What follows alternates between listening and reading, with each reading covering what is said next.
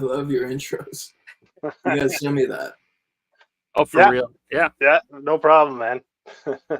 Probably definitely still owe you from the favor you did us last time, man, hooking us up with Evil. Like, oh my God, what a blast that is. I am so hyped for the campaign for that. Joe told me that's probably coming up in the near future. So I would love to get a physical copy of Evil. Oh yeah, no, we're working. I'm putting together the book right now. It's going to be about 108 pages. I'm actually reworking some of it because I haven't touched it in like 4 years, and now it looks terrible to me. But what? It's going to be even better than what I showed you before. It's going to be a hell of a book. Yeah.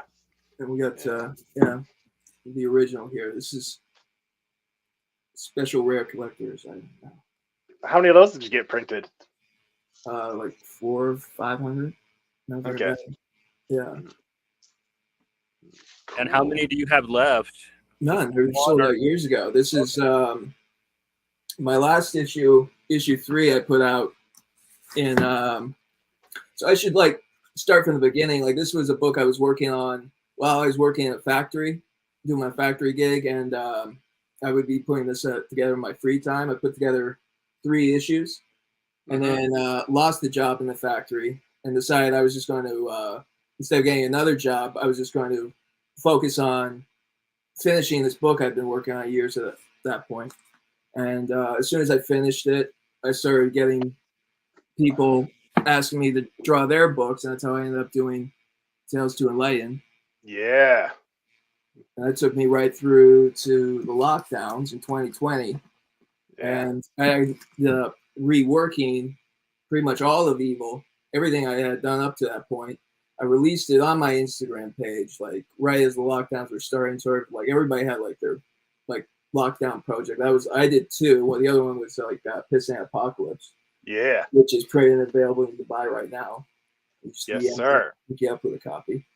Where can people go? They still have to hit you up. Do you have a store? My email, James Edward Cark at gmail.com. And just tell me you want a copy, and we can hook up with PayPal, and I'll send you a copy. And if you want some original artwork, that's available too. Commissions start at $100, and everything. All of them come with a signed copy of Pissant Apocalypse.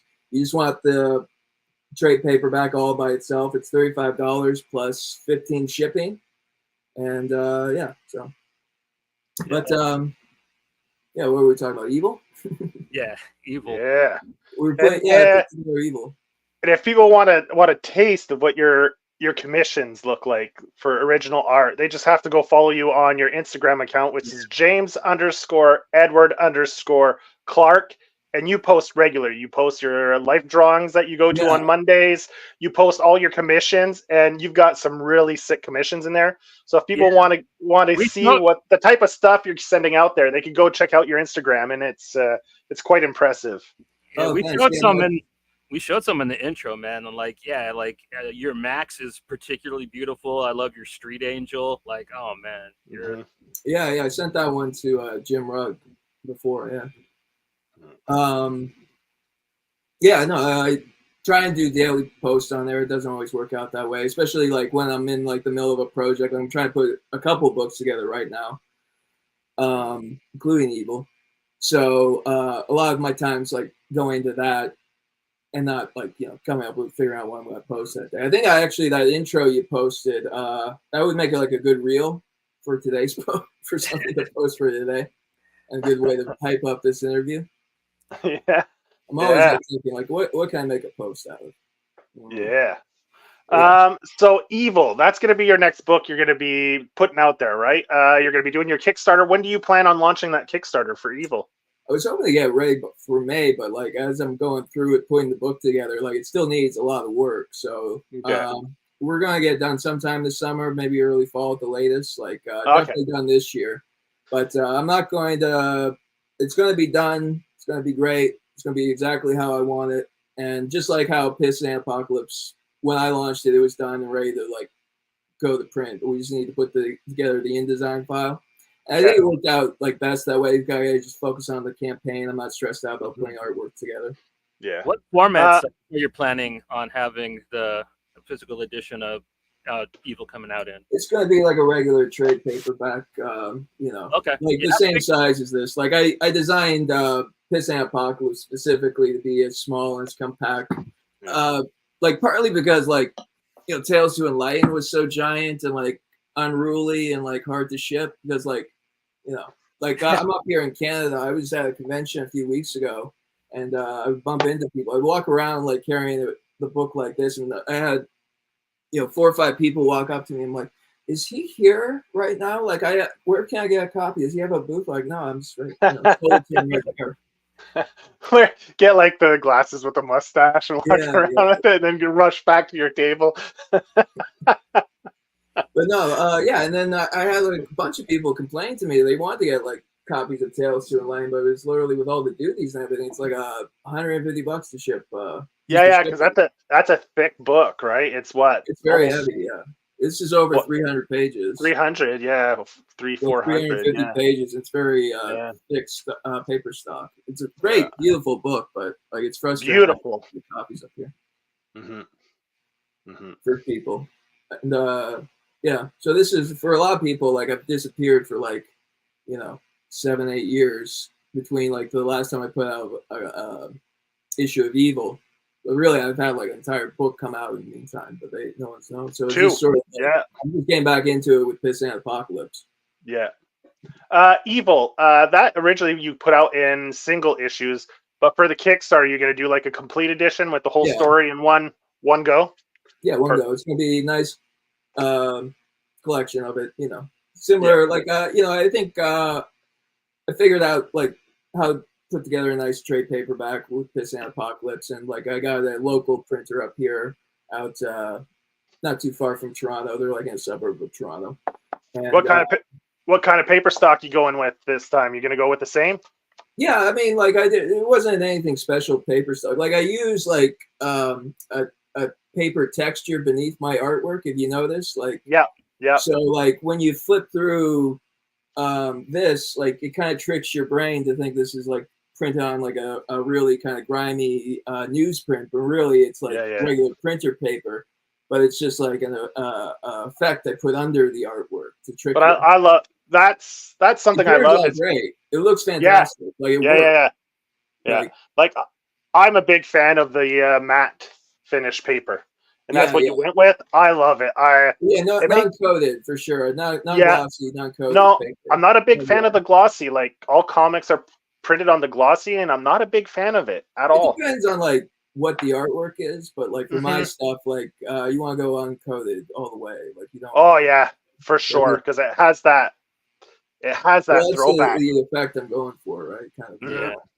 Yeah, you got this really like classic retro look to your art that's just gorgeous, and your coloring technique, and I guess it is like you put that texture underneath it. That like you literally think you're looking at something probably from like the early '80s or late '70s. You know what I mean? Yeah, and I kind of do little tricks where I offset certain colors to give it the sort of like when you would print like the color offsets, and it'd be a little bit off.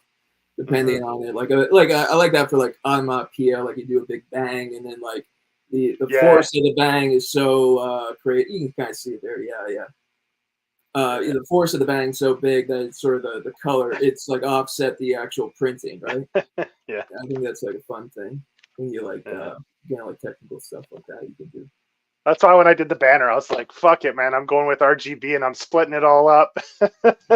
No, it's great banner. Yeah, that's the 666 motorcycle gang. That's in the first issue of Evil. Yeah. I was like, I like that picture. I thought it worked. I was like, oh, that'll work well to put the banner with your name and just kind of have your name followed like the action lines in the back a little and give it a little movement. Yeah. We should probably talk about like what Evil is actually about. I just realized.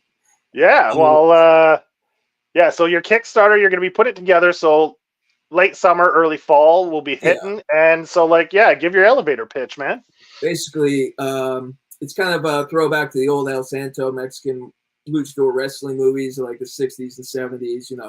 There was in Mexico at the time, there was this wrestler named El Santo who was so popular. He had like movies. He starred in like dozens and dozens of these movies, like super low grade B movies, and they're all El Santo versus werewolves, El Santo versus vampires or aliens and shit. It's like this masked luchador Mexican wrestler fighting all these mythical creatures, and you hear about them and you see like pictures of it, and you're like, that's insane. I gotta like track these down. And you go and you find them, and they're just like the most boring like pieces of shit you've ever fucking seen, and they're just a complete drudge to try and get through, like borderline unwatchable. And it's just like how you screw stuff up.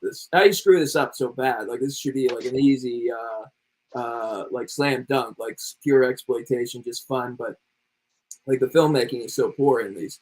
So that was sort of the germ of the idea. I wanted to do like a fun version of it. So I have this character, Sammy Destino, who's sort of an El Santo kind of parody character.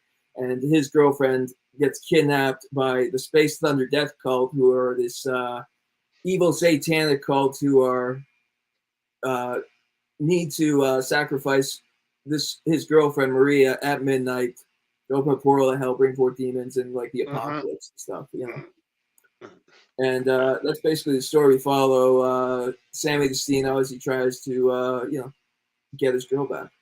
Yeah. And he goes. All the forces of evil are trying to stop him along the way, and he has to midnight to prevent the apocalypse. And like after I was done reading that, like I told John, I was like, man, you just make it fun. Yeah. Like I was saying, I was telling Johnny, it's just fun. All your books, everything you've done has been like,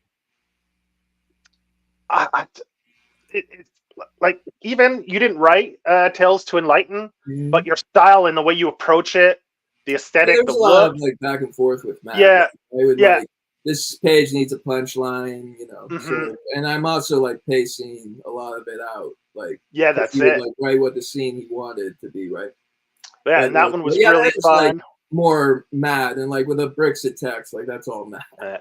Then I read Pissant, which I loved that book. So like James said, that's for sale. So you just hit him up, and you can get Pissant. I'm really happy with the story. Like I flip through it and reread it, and I'm like pretty happy with it. Everybody who reviews it, they're very positive about it. It's very like over the top. A lot of sex, a lot of violence, so it's not for everybody. But if you like old heavy metal, probably like Richard Corbin Den, I thought about it. Like that's probably the closest thing it's like, if you want to compare it to something.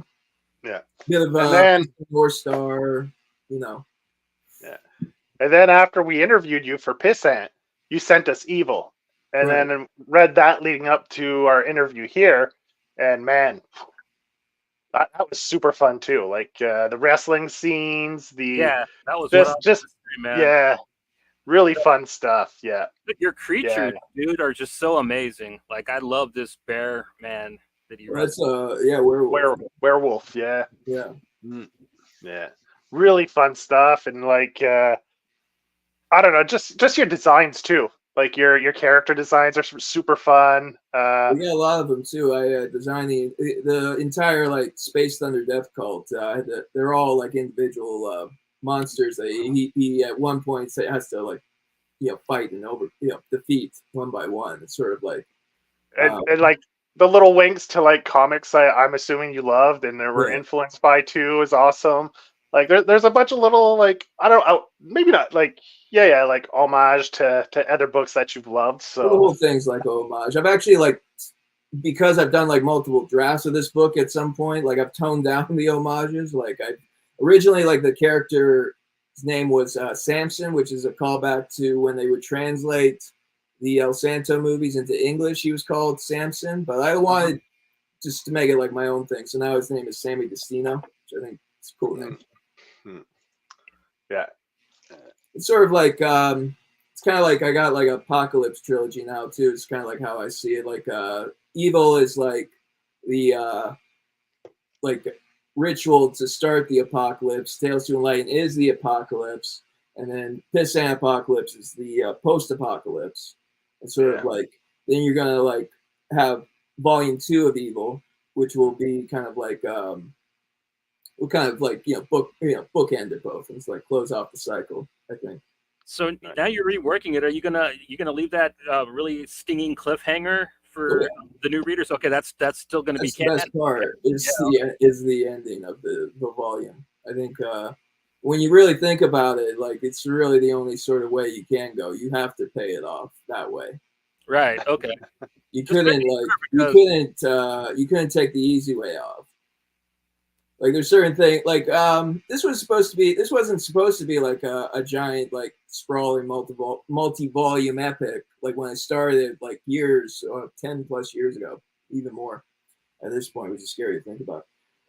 It was supposed to be like a short thing. Like Evil was supposed to be like my version of 8-Ball. It was supposed to be like an anthology kind of book, and I would do different shit. And this character kind of just took over, and I had to pay the story off. You know, kind of had them needling me like behind. You had to like add all this other shit, and you had to like, you know, really sort of like flesh out the world and like actually pay off like what you set up and like go for it, even though it's going to be like the next volume is going to be real crazy. And a real challenge to sort of figure out how I'm going to execute, because it needs to be like you know, crazy Philip spreads of like millions of people in armies and like, you know, complete destruction. Like the setup for it, you know, it's got to be paid off now. Yeah. So the first volume, the one you're going to put the Kickstarter out, it was 4 issues, right? It's 5 issues. It's going to be 5 issues. Volume so 1 that's is Evil Comics, At Midnight Feed Your Bitch to Demons. Volume 2, don't want to spoil it, but it'll be Sammy Destino in Hell, basically. Okay, so you're going to pick it right up from where you left off and then continue the story. Nice. Yeah, and you know there's sort of like a divergent in issue 2 of the original series with this whole Bobby Bernard character. And his daughter comes back, but you know, it's like Bobby Bernard is in hell at the end of the story, volume 1, right? So like he might show up again in volume 2, and that might pay off, because I think like some people might be confused with that part. I mean, if you've read it, you'll get it. Like it comes back around, like with Dakota, like she comes back around, so it pays off, and you see like the connection because you keep flashing back to that night like multiple times. You see it like from different perspectives as you go through the story.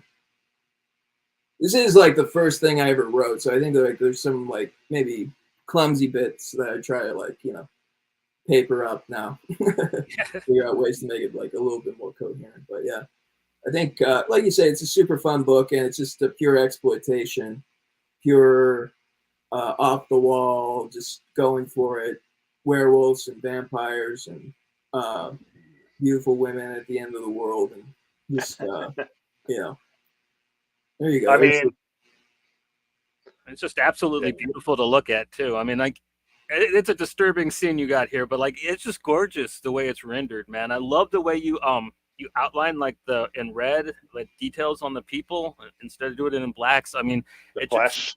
That's the spot colors. What I do is I draw everything out by hand and then scan it into the computer, and in Photoshop I'll make layers, color select with different layers, and each layer will be different colored lines, and I just go in with the magic wand tool and sort of the lasso tool, sort of carve out the pieces I want. So like, you know, for like I get that red color, so you get the warmth of the flesh, and it sort of like makes it a little bit more vibrant. Oh, we got comments. People actually watching. Manu, how's it going, Manu? Yeah. Well, thank you for watching. Yeah, it's a great effect. Me and Joe constantly talk about how much we love those little details you kind of put into your character designs. You know what I mean? And like the not just using blacks on details on people and on backgrounds and stuff like that. It really kind of catches your eye and just keeps it looking at more things. You know what I mean? The red outline of her draws her more to the foreground. I mean, it's just such a good look. I just feel like it like makes you get the warmth of the flesh, and it just sort of like shakes it up a bit. You don't have, if it's just black, it's just kind of flat, and you get you can mess with different layers, you know, like, you know, you can have like a dark green in the background for a mountain range or something, or make the water a blue line, and it adds like an extra sort of signifier to the audience, like what this sort of texture feels like and what it's made out of, right? Yeah. And it's just more of a sort of visual candy. Just make everything more colors, more bright. Everything in my books are. I'm leaning into the sort of 4-color comic book pop art coming at you, like sensory overload type thing, and just keep the story moving. Every couple pages, you gotta like flip it on its head, and it's all gotta build to like the climax at the end, which I think I was pretty successful with with Piss and Apocalypse, like doing it in that sort of 5-issue mini comic setup. Like I feel like each issue has like a good beginning, middle, end. They all build to one another. Yeah, and then the ending is sort of like kind of comes at you. It's almost like a surprise ending, how quaint it is and sweet, almost wholesome. Where the rest of the book's all like genocide and.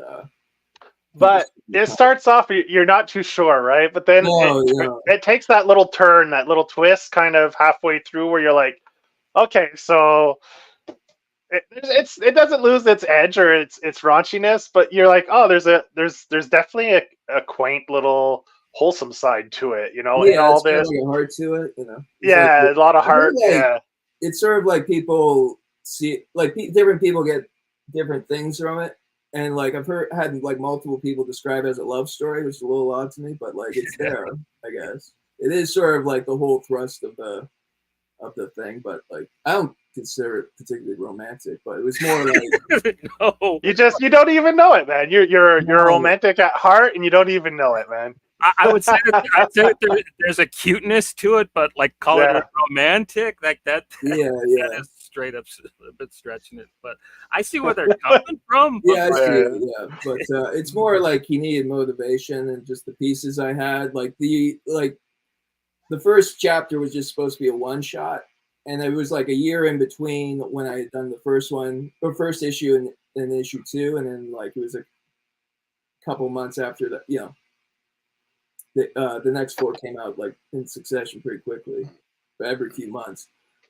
But I had to it was just like something from my sketchbook. This character kind of emerged, and I pulled like little other sketches and like fleshed them out and put them all together. And it was just sort of like very stream of consciousness, almost developing the concept and the idea of the book. And this scene with the Boston Dynamics robot, like it's probably one of my favorite things that's been in a comic book recently. Like I just love the aesthetic of it, and when you see that character running with it later, I mean, I don't know why. Hey, fuck those so much, but dogs! I'm gonna kick those motherfuckers. Strap up guns to that thing. What are you doing? I see those things with guns, and they're like the kickback, like push them. I'm gonna kick those things. It's sort of like that's like supposed to be a self-portrait too. That guy. It's like I had the idea, like you need like a point of view character when you go into like that flashback to the city of the future, but like that character is not going to come back because there's like I don't have any role for him. So if I make it like a self-portrait, that's something. But like what that means is like it's literally more kind of like a lot of the stuff like hints at profundity, but it's more just like tool to move the story forward. Just make the pieces fit. And your characters are great because the voice you give them right away. They're established. You get a feel for them. You know where they're coming from. It doesn't take you long to establish your characters and the type of person and giving them their voice, whether it's through speaking or the way you make them act. Like you've got a great knack for that, I found in Piss and. Yeah, like with the big yellow guy, like I was thinking like my favorite movie ever is Clockwork Orange, and sort of like the whole idea of language breaking down, sort of slang and different like the evolution of language, especially like when society's collapsing. So he sort of like talks in kind of a almost rhymey, sing-songy kind of whatever the word is, patois, and like different words I spell differently, and just just make it fun and interesting sort of way to talk. Yeah. Like for like a character like Sammy Destino, like he doesn't curse or something like that. And it's little things like you set up little rules like how the character should talk or react. Like, would this character swear? How, is he stupid? Is he like supposed to be a smart character, or he thinks he's smart? So like, what kind of words would he use, right? Yeah. And just you approach it like that. Like you sort of like, who is this character, and like what is his lifestyle? What is his like day-to-day life? And sort of like what would he say in the situation you're putting him in? That's kind of like my approach to like writing characters. So this reworking you're kind of doing on Evil, are you redrawing parts of it? Yeah, some of it. It's like you put up a couple pages, I'm like, oh yeah, I gotta like rework. It's a sickness. Like this book I've like reworked to death already, and now this is like my third go at it. It's a real problem, but this is it. I'm really buckling down this time, I swear.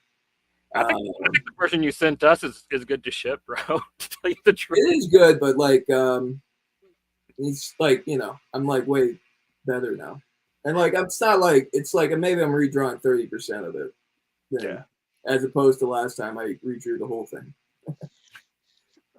It's more just like this face could be better, and they're going to be like a lot of like pasting heads over. Like Sammy Destino heads over like the old ones, just because like I need the expression, but I gotta sell this character. He's like kind of an odd, he's kind of like weird, ugly character. He's missing teeth. He's kind of like mangled. He's kind of like based off of Dick Byer, the Destroyer. He was like a wrestler from the 70s, and if you Google Destroyer wrestler, he had a kind of a similar mask. He had like a real unique look where he like I've seen without his mask, he just looks like a regular grandpa. But like with the mask, like you see like his nose has been broken, he's missing teeth, and it just like amplifies like the ugliness, and it just looks like the most intense like maniac type character. Even though like he's probably like 10. Like there you go. This was like this was the initial sort of inspiration for the look of Sammy Destino, and now he's like it.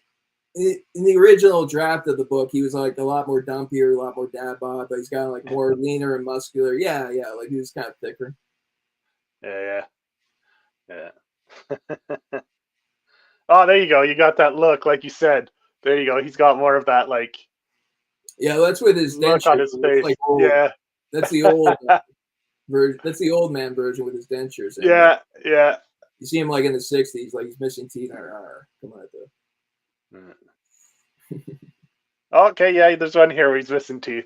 Yeah, that's right in the front there. That's sort of that was sort of the inspiration for the look of the character.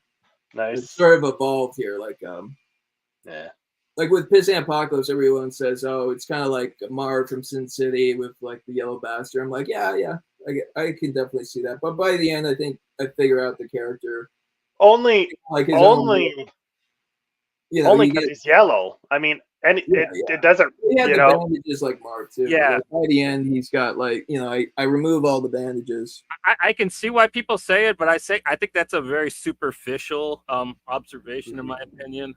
Yeah, and like by the end, I think I figured the character out, and he's sort of his own thing, and sort of at the beginning, you can definitely say he's like kind of like that, but like by the end, it's its own thing. Like from like a character that like he actually reminds me of Kevin Dillon's character in the Blob remake kind of reminds me of the big yellow dude. He kind of got that whole chip on his shoulder punk rock attitude, like they don't like me in town. Like. Yeah, I was just kind of, well, he's just a guy from my sketchbook, really. It was just sort of, just thought it'd be funny, a big guy running around the post-apocalyptic wasteland screaming, cunt, beating people up. And that's kind of like the inspiration for it. And then I had to flesh out the whole story, so kind of latched on to the El Topo's plot, where he's got to go through the desert and kill the different gunmen of the apocalypse, right? Yeah. Or no, the gunmen of the desert, the master gunmen in that movie, but in mine they were the architects of the apocalypse. That was just kind of the base, and I kind of fleshed it out from there. Like once you figure out like the structure you want, it's just filling out all the little details and like keeping the pace of it clipping along and get the beats in. I just realized I should put my headphones on. Is my audio okay? Yeah, you sound fine. Okay. Fine. I think like Yeah. I think the StreamYards, they got the technology to like block out all of the background noise and sort of make Yeah, they have all of those options in the audio settings and stuff, and it's already pre-checked, like background and all that stuff. Yeah, echo, they have all that stuff. I like your lifestyles of the rich and famous background. Yeah. Like my place. I didn't know you played the piano. Oh well. Very real piano back there. Yeah. I like to. I have family members that come over there to play it. I can't play. Chopsticks, maybe. I would show you, but no good at all. I would definitely get up and walk over there and show you that thing. So you mentioned that you went to a convention recently, last weekend, the weekend before? It was like a few weeks. I think it was in March, actually, the end of March. Okay. Yeah. I just was there for the day. I didn't have a table or anything. I was just there for the day and saw some people sold a couple books, just walking around. Do you have any plans on doing any conventions this summer for convention season? Unorganized. I'm just getting back into it after years and years. So I'm like, at this point, you gotta like book this stuff like years and years, or almost a year in advance at this point. In advance.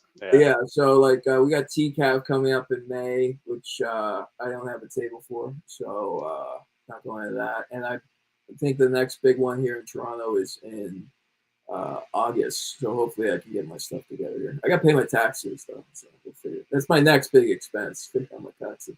Yeah, and then they'll figure out Fan Expo in October. Yeah, we got till the end of the month up here. Yeah.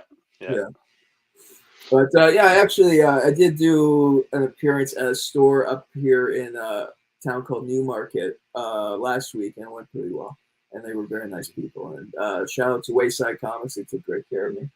Actually, I traded them some copies of Piss and Apocalypse for some books I've been wanting. I got Moonray by Brendan. Oh yeah. Which this is a book sort of. It's supposed to be like a companion piece to this video game that they're working on called Moonray. And this is sort of, they've hired Brendan Graham to sort of flesh out the kind of backstory and all the lore of the character and everything. And this is he's got book 2 on Kickstarter right now, right? Or did that just Is it out on Kickstarter? Yeah, it's on Kickstarter. Yeah. I like the publisher Living the Line. They have a YouTube channel where they do a lot of comic book reviews. They've reviewed Piss and Apocalypse and Tales to Enlighten. Shout out to Carson and Chan. How is Moonray? How would you rate it? I think like the production and everything's beautiful. All the artwork is like beautiful with all of Brendan Graham's. I'm a big fan of like Brendan Graham's artwork in general. So these are like gorgeous Brendan Graham spreads, and the production does some breakdowns in there too, right? Pardon me? Zerzo? Yeah, I thought like Simon Roy. I saw he was working with like Simon Roy in some of it. I think like there's sort of like inserts where you get like kind of like they describe different characters, and I guess there's like a backstory here at the back. I think this is Simon Roy, if I'm not mistaken. It's kind of hard to tell because like all the characters, they're like, from the far out future, a different galaxy, and they have no faces. So it's like, Brendan Graham's whole thing is like, I think he's best known for like his world building and stuff. So this is like 100% all world building from the ground up, and like. Yeah, he's actually involved in writing the video game too, right? Like. Yeah, I think this is supposed to be like all the lore. Like they're going to use this, like a spread like this, like. I don't think. Oh, excuse me. I don't know. Anyway, there's a spread where it's just kind of like a nice landscape, and it's just like a typical Brendan Graham landscape. But the production on it is so great with the paper and the way they printed it. You get the double spread; it really hits just right. I think I really like that spread early in this book. But yeah, I think. They're going to use like the lore he sets up in these books. He's already on volume 3. Actually, when I posted that I bought the book, he said, "Oh, that's awesome." He actually like sent me about 3 pages, preview pages of volume 3, and they look great too. So it's gonna be like a whole universe and everything that he's fleshing out. I would say, like, if you're just getting to Brendan Graham, this is maybe not the best place to start, because it's like the character, he has no face. He's kind of like, it's all the characters are kind of like as far removed from human as they can be, with still kind of being relatable. So it's like hard. I imagine it'd be hard, like, for somebody who doesn't like appreciate like Brendan Graham sort So of. this is weird, like some of the stuff he did for 8 House, then, like that. Yeah, it's like, for Image. I think they were like a big fan of his Prophet run, and like it sort of got that feel where he's like building up this universe, Okay. kind of dropping you into it, and it's sort of like he's giving you like a tour of this whole universe that he's setting up, and like you're getting like the panoramic view through the view of this character. But he's pushing that even like further, like as weird as out there as Prophet was with all this crazy sci-fi ideas. Like this is even like a million years in the future from Prophet, right? This is like humans, not only are humans gone, but like, you know, they've like evolved into these weird, like not even recognizable sort of like things that can transform and fly and go to different dimensions and stuff. But yeah, I enjoyed it. It's like just for like the production and like his artwork in general, I loved it. Yeah. But, yeah, I also got Ooh. Shadow Cowboy. This is like gorgeous book. Yeah, man. Darrow. Darrow there. Is that from the more recent run? This is the most recent one. This is his lockdown book that he did. Yeah. And this is like, you know, it's Jeff Darrow, you know, Shaolin Cowboy. There's this one's fun. This volume's fun because there's a lot of like city scenes that are super fun. That's a hardcover edition? What's that? That's a hardcover that they put out? Yeah, hardcover, oversized. Yeah. It's really nice. Yeah, you got so many really nice shots of cities. He's great at drawing, you know, callbacks to, you know, hard boiled and stuff almost, you know, in some of these. But that's a beautiful book. I'm like really happy to get my hands on it finally. I just bought this Ashley Wood book earlier this week because I like Ashley Wood. I'm a big Ashley Wood fan. I actually had pages of this book saved on my hard drive, so I saw that I could get it for like $20, so I picked it up this week on my way to Electron. Yeah, that's what I've been reading lately. Shout out to Wayside Comics for having me over. Hopefully you have me back. You're just there for a signing, or? Yeah, it was like a signing, just selling books there. They just sort of, it's like a promotional thing, you know, something you do on a Saturday. Something brings some extra people in the store. Do some drawings too, maybe? I did like a sketch cover for him, and they had little coasters. I drew some funny things. If you look on my Instagram, like I posted, It's on there. I did a post about it. Yeah, I did a Conan sketch cover. Turned out good. Okay. The copies you traded them, you signed, and did you do remarks in them as well? No, I didn't draw anything, but yeah. Okay, just signed. So all the copies, if people want to get a copy of Pissant signed, they can. Well, you can see if you're not in Newmarket, Ontario. If you're around there. Show my, you know, you can check me out on Instagram and DM me there. You can email me at my email, jamesedwardclark@gmail.com, and ask about it. I'll hook you up. Very accommodating. Whatever you need. You just PayPal me the money. I'll hook you up. Yeah. So are you planning on doing any more comic shops anytime soon? Like going and just sitting in and I'm trying to get back stuff? into whatever pops up. I'm like getting to do any offers, or I hear my ears to the ground listening for any opportunities. I can go sell my wares now. I'm a full-time book hustler now. Yeah. And I will soon have more books to hustle. Yeah. Speaking of which, did you want to speak on that a little bit? One of the projects you're working on? Did you want to? I don't want to get too much into it, but I am working on something. I've done like half an issue with Fred Kennedy, who had a book from Image just come out called Dead Romans. And we're going to be pitching it to very soon. As soon as I finish this like pass through, like we're working with a color, somebody who helped us with the color flats.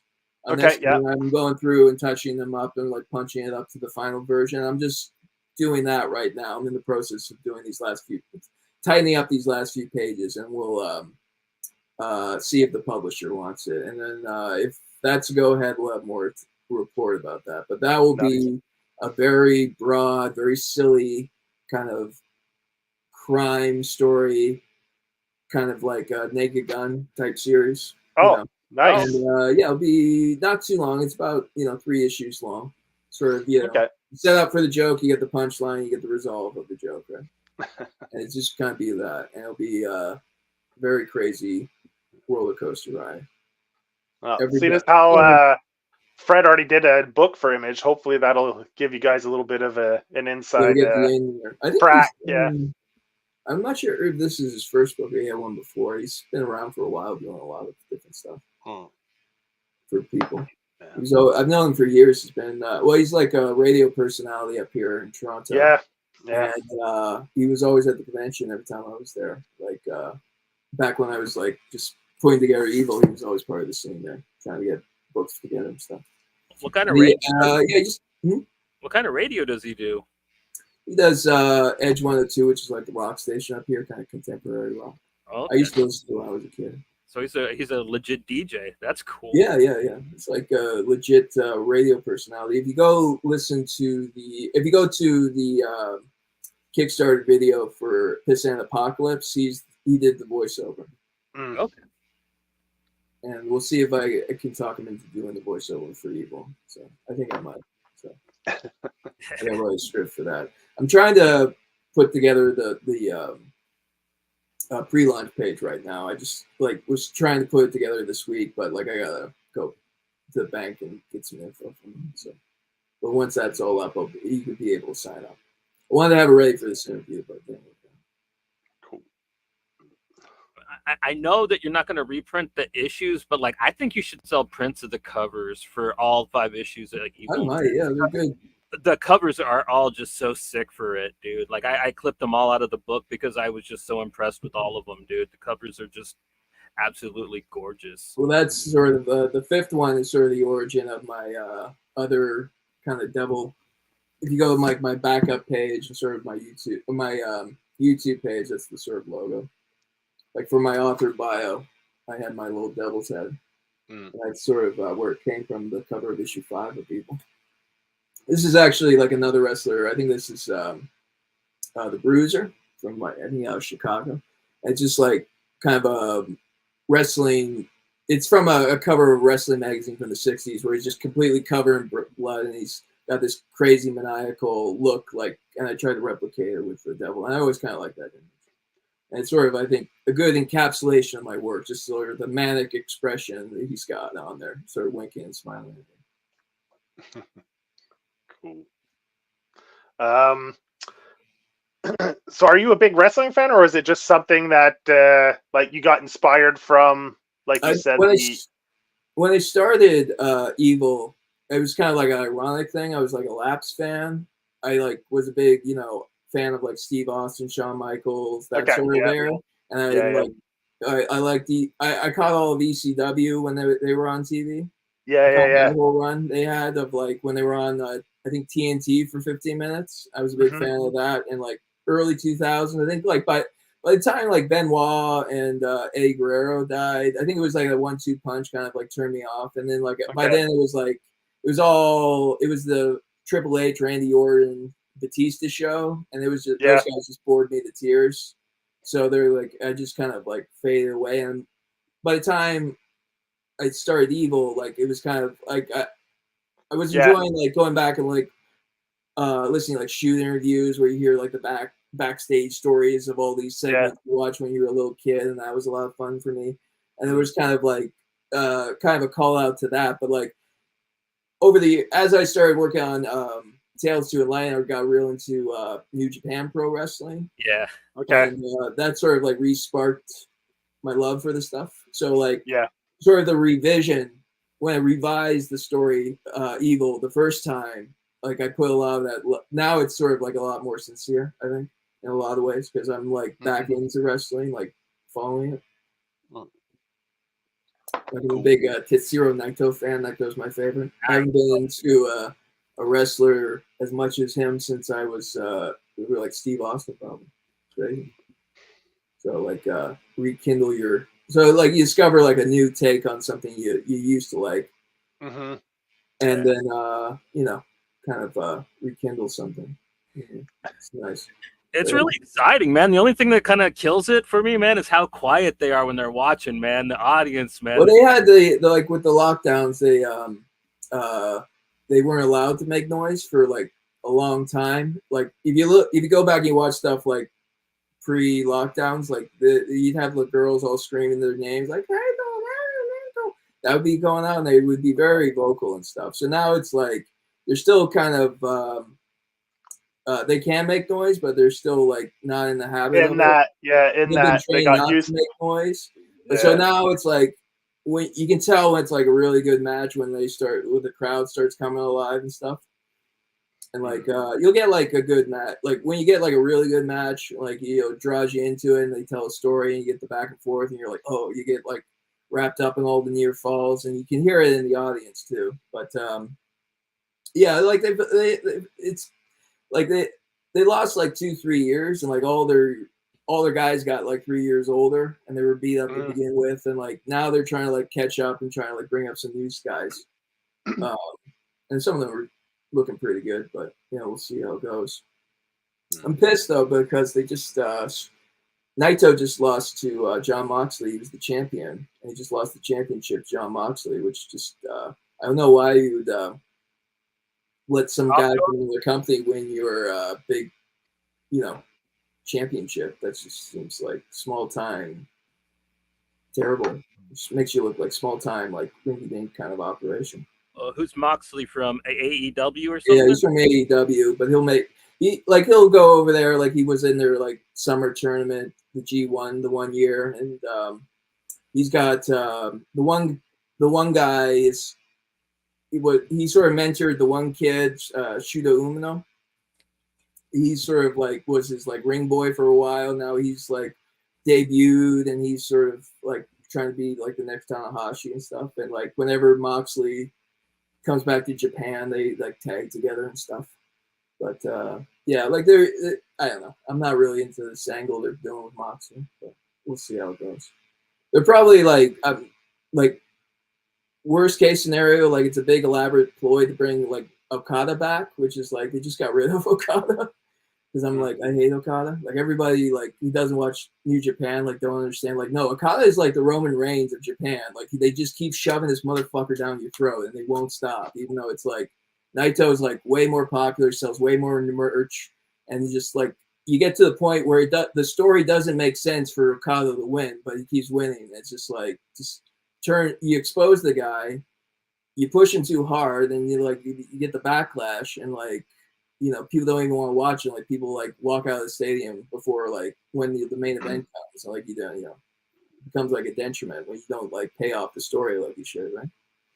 But I think like there's a good chance they'll they're doing this to set up for their like big show in the beginning of the Summer Dominion. They'll maybe trade it back to Naito, or maybe they have like an angle they're working with one of the young guys, but we'll see how it goes. Oh, yeah, wrestling talk. Yeah, obscure Japanese wrestling. But that's why I like New Japan wrestling. Nerdy shit like that. Cool. Yeah, so when you read like my wrestling comic Evil, like it's sincere. Yeah, well, I mean, like in the wrestling scenes, I could tell you actually like you weren't just. I knew you knew what you were talking about. Oh yeah. Like there's a couple scenes like he. Sort of like the twist on it originally was like you'll have this world where all these washed up pro wrestlers like Hulk Hogan will be forced to wrestle the devil in the future just because like they got to amp the spectacle up, and they're in this universe with this Space Thunder Death Cult, which is like pulled back the veil between Earth and Hell and now they're demons coming in, and now they're monetizing it by like putting together like independent wrestling matches in the desert fighting these wrestling stars, and like you get this whole sort of diversion which sets up all the subplots in the middle of the book where you have like this wrestling show where the penultimate match is Sammy Destino versus a werewolf, and then the main event is Bobby Bernard versus like literally Satan shows up at some point. There you go. Yeah. I just haven't seen the final level. Yeah, But it's good stuff. yeah, and that all plays out, and you see how that works. But yeah, it's set up for the big climax, which it's this big 100-page long fight scene where he's got to go through every single member of the Space Thunder Death Cult, and he gets at some point they get the upper hand. He gets like crucified to a wall, and says he got to crawl back from that, and it's just how can you like let more shit onto this guy before he like gets to it, and it just like becomes this thing where he's just like this like non-stoppable thing. He's just going to get to his girl, to the goal he's been working towards the whole book, and he's not going to be stopping. Like by that time, like you understand, you've seen how he met this woman, like you get the whole backstory and everything. I love the way you draw him all beat up with the blood beard. Yeah, at some point he gets like smashed in the face with a hammer, and sort of like the entire like lower lip and everything gets like torn away, and he's just like, blood. I love that. It's so cool. He's just got like kind of like a snarling skull kind of look to him. Yeah, it's gnarly. It's good stuff. And he just keeps going. He's not gonna stop. Yeah. And he, like by the end, he's like almost like become a demon sort of thing. Are you gonna have the original art for sale for this? Do you still have some left? I got a lot of different versions of it and stuff. I kind of like the covers. I want to keep on to hang on to the covers maybe. Maybe I might sell one or two, but I think it depends how big they are too, because you got to ship them. Definitely not shipping international. I'm going to say it so you don't. The artwork's not going to be shipped internationally this time. Sorry. There you go. But yeah. And you'll be able to get copies of Percent through the campaign and stuff. But you should buy it now, because I need money now. So buy a commission and buy a book right now if you're hearing this. I would appreciate that. Yeah, I mean, I honestly can't recommend Percent Apocalypse higher, man. It's definitely a book that you need to own and experience. I mean, it is. It's too fun. Yeah, there's no other book like this, but you can say that for all my books. But this is like an experience, just 100%, one man's vision. No other person touched this besides me. This is uncompromised, 100% raw. Just, I was locked in a room for 2 years, and this is what came out. So, how many pages was it? You said this one's like 165-ish. 165. Like you get the full story. There's like chapter breaks, and then there's like you count the covers as a page. But it worked out great. It's a nice little package. Everybody who gets it, they're really happy with it, and all the reviews have been very positive. At least people don't like it, they ain't saying nothing. So, but I think I'm very proud of how the story turned out. I think it's very. You dropped into like this very weird world, and you gotta have to figure it out. And by the end, I think most people like come away having like enjoyed the story and learned something. Yeah, because it's definitely a really good journey too. Yeah, it's a real hero's journey type of deal. I definitely had sort of that sort of. Okay, so where are we on the Jungian hero with 1,000 faces sort of wheel? Are we sort of type of deal? And made sure all the characters had an arc, even if they just like have speaking roles in one issue, and then in the next issue they die. You want to get sort of you want to set the character up, and you want to sort of like kind of prime the pump for it, and then do the reveal and sort of there you go. Yeah, it's a perfect example.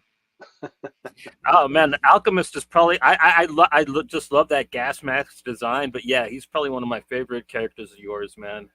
I had like I thought of like, oh, he's the Alchemist of the Apocalypse, right? And then I actually like didn't know anything that much about alchemy, so literally like when I had to write all those kind of blurbs where he's talking about how his whole deal about being the Alchemist of the Apocalypse and what alchemy means to him, and like how his like philosophy about sustainable population management. I actually like did like a crash course in like what the fuck alchemy actually is, and I'm like, wow, this is like metaphor actually works like way better than I thought. Like this is perfect. Like right on. Even like this fits so well. It's great because it's like he's just supposed to be like the stand-in for science, the science aspect of it, like they're trying to eradicate humans, and it's all like really like all of science is alchemy. Kind of is the root of it, sort of where it started, and now it's kind of like alchemy is like associated with Hermes, the god Hermes, which is like it's described as the Hermetic art, and the Red Cross. You got that.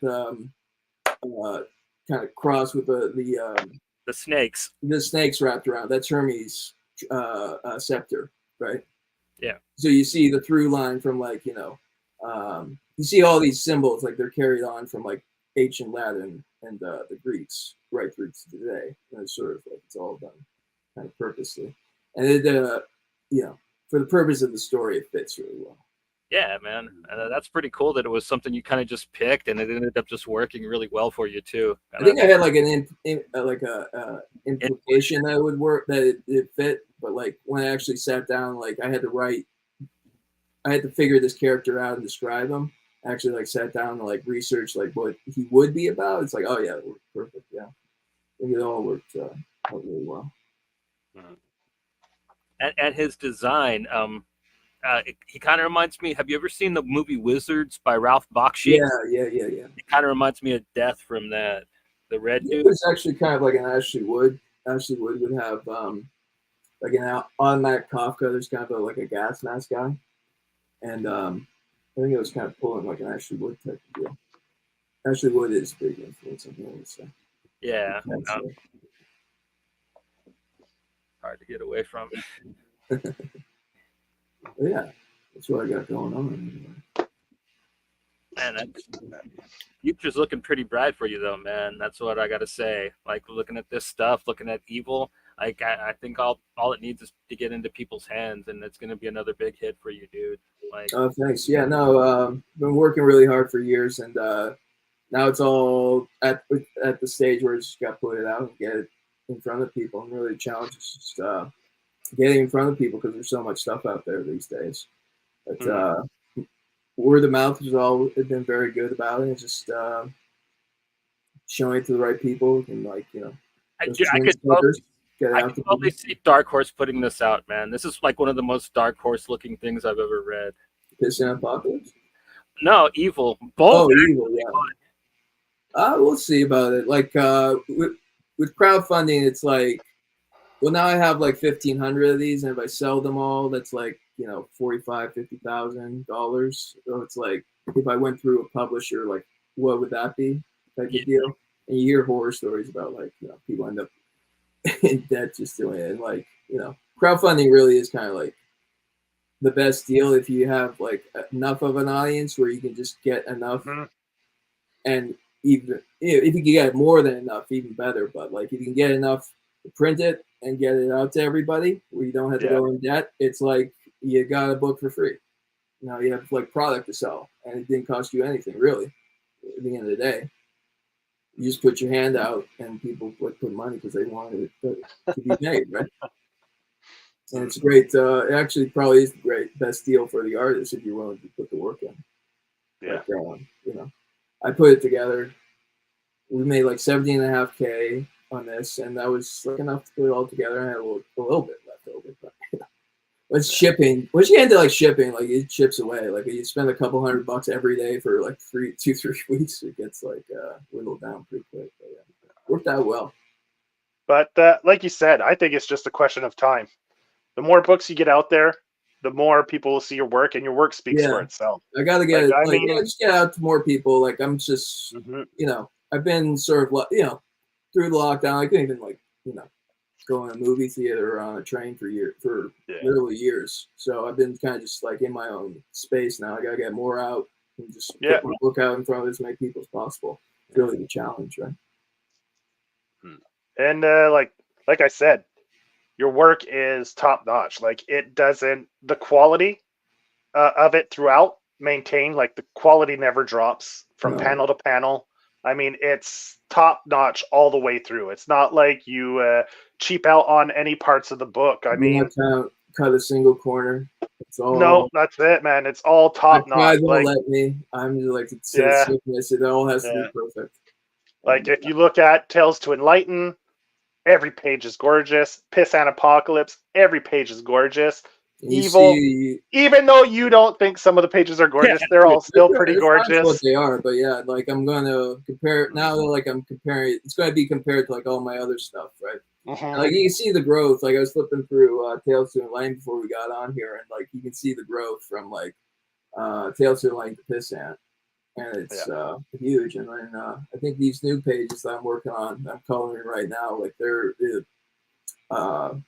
improvement from one to the next is one series to the next is leaps and bounds, I think.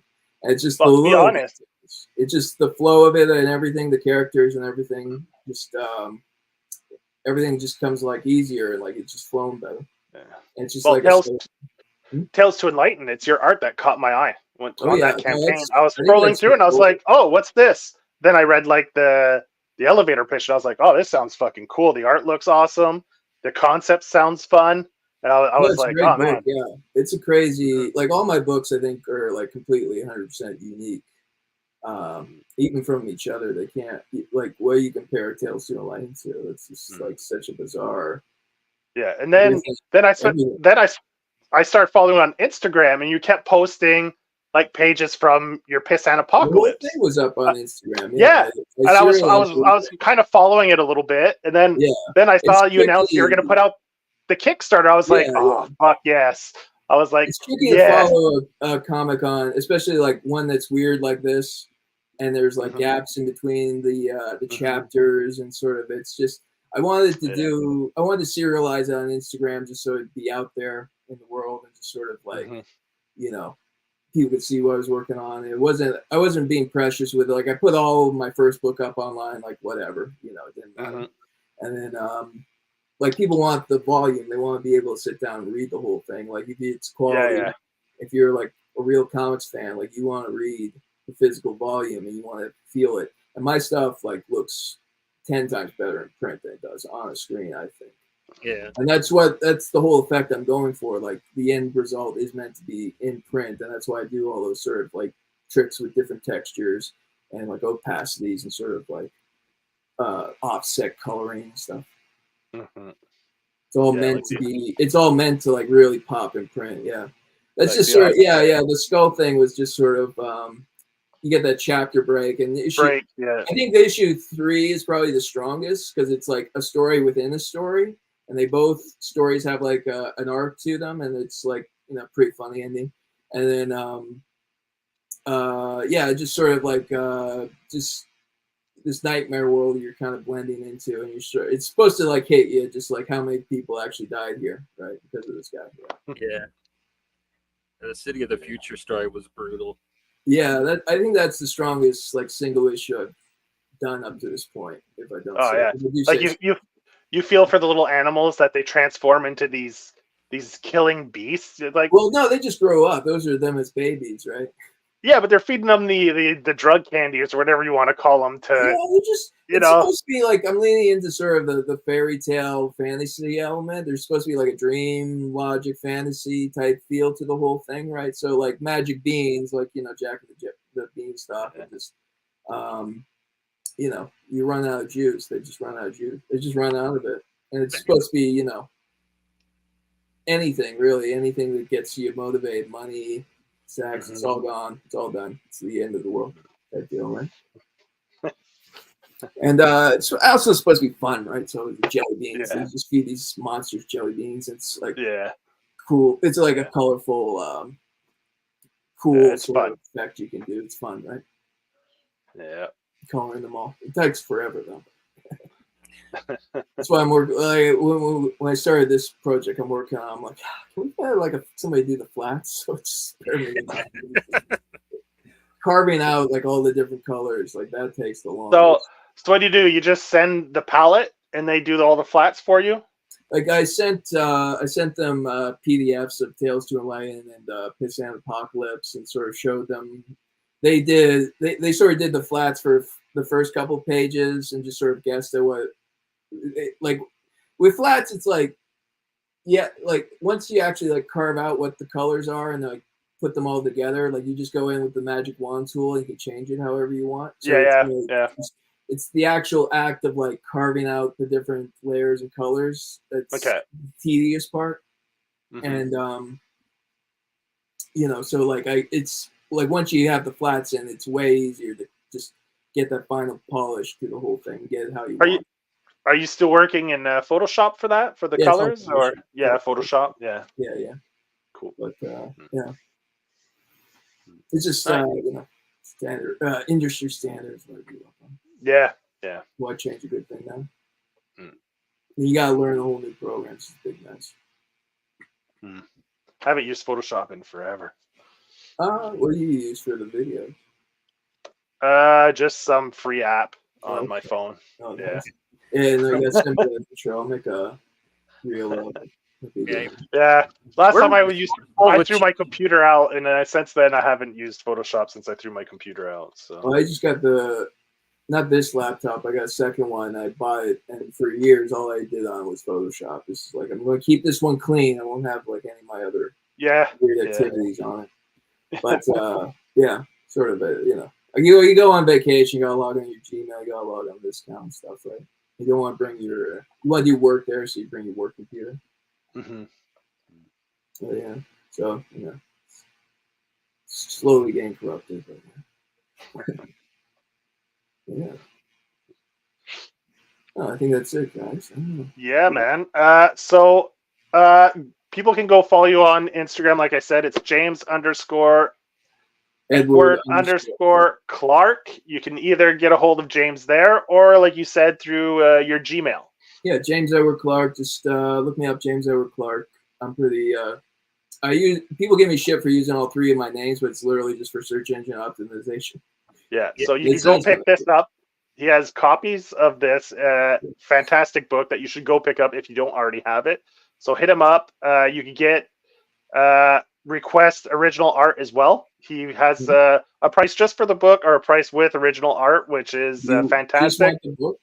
Yeah, you just want the book, $50, including shipping. You want a drawing of whatever you want. You can look up examples I got on my page. $100, flat fee. I'll send it to you. The original art to you. You get a signed copy. If you want to make T-shirts out of the design or something, you can do that too. People have done that with my stuff. I have no problem with it. Just give me the money. We'll make it work. There you go. Yeah. So, thank you everybody for checking out and getting this far. If you did, check me out. James Edward Clark, gmail.com. Just look me up. All right. And we'll be back next week. Joe, we got anything planned, or? We have Zach coming on for his book. He has a Kickstarter running, so we'll have Zach Quintance on Monday. So yeah, that's what we got lined up for next week. So yeah, we'll see you guys Monday. Check you guys then. Take it easy, everybody. Bye.